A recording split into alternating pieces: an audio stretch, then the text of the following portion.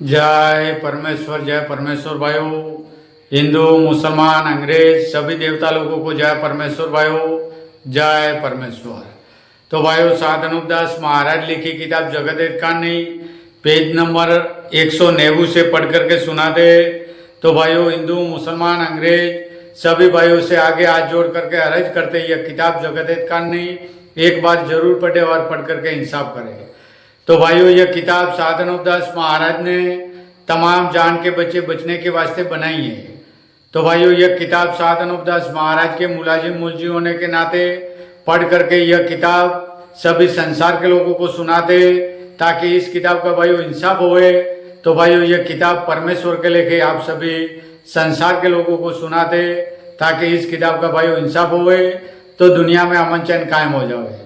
तो सभी सज्जन लोगों के आगे अर्ज करते यह किताब जगत हित कहानी भाइयों जरूर पढ़े और पढ़ करके इंसाफ करें। जय परमेश्वर भाइयों, जय परमेश्वर। वो किताब मुफीद आम मौसुम ब जगत हित कहानी अज तस्नीफ सात अनुपदास मूत वतन मुलक मारवाड़। यह जगत हित कहानी जिसको श्री अनूपदास प्रिंटिंग प्रेस छावनी एरनपुरा में छाप के प्रसिद्ध किया। तारीख 17 अप्रैल सन 1909 जब वैशाखवती 12 सम्मत 1965। जय परमेश्वर भाइयों। पेज नंबर 190 भी गल गई है कि जो चांदी सोने की खाने दिखती नहीं, सो अब तुम संसार के लोग और सातों आठों विलायतों के लोग टूटा हुआ धन कहाँ से लाओगे? क्योंकि जब जमीन पर खाने ही नहीं रहेगी तो फिर टूटा हुआ धन कहाँ से लाओगे?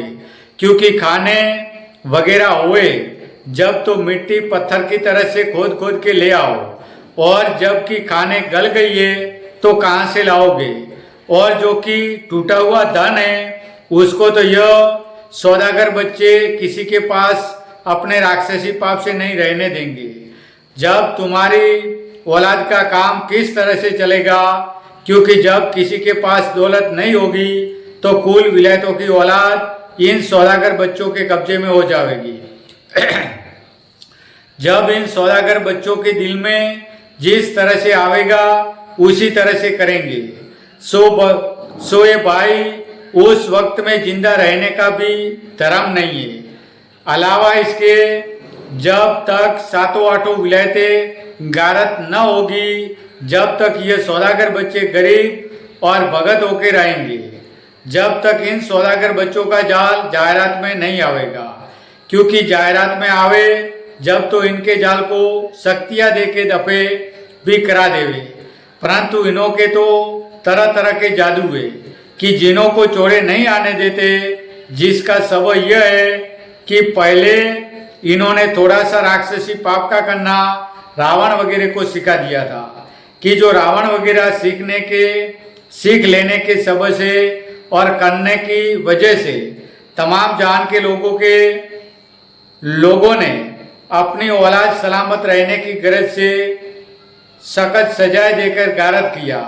फिर रावण वगैरह के मारे जाने का डर करके ये सौदागर बच्चे जायरात में नहीं आते, बल्कि दूसरी कौम के राजा बादशाहों को थोड़ा सा पाप का करना सिखा देते कि जो पाप की खबर किसी वजह से संसार में पड़ेगी तो सीखने वालों की औलाद मैं सीखने वालों के रावण वगैरह की तरह से मारे जाएंगे।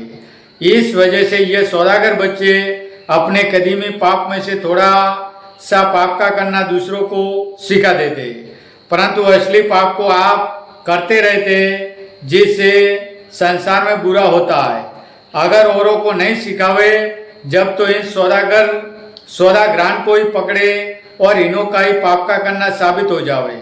इस वजह से ये सौदागर बच्चे पहले से दूसरों को सिखा देते और यह समझते हैं कि जब तक दूसरी कौम के राजा बादशाह है जब तक उन्हों को सिखावेंगे, क्योंकि देखने वाले यह जानने लगते हैं कि राक्षसी पाप इन्होंने ही चलाया है। परंतु सौदागर बच्चों का कोई सुबह नहीं करता है और करने वाले कुछ सुबह भी नहीं करते कि हमको इन सौदागर बच्चों ने सिखाया है। सो अपने पाप के करने में से तो नहीं सिखाते कि जो कदीमी पाप जय परमेश्वर भाइयों, जय परमेश्वर, जय परमेश्वर।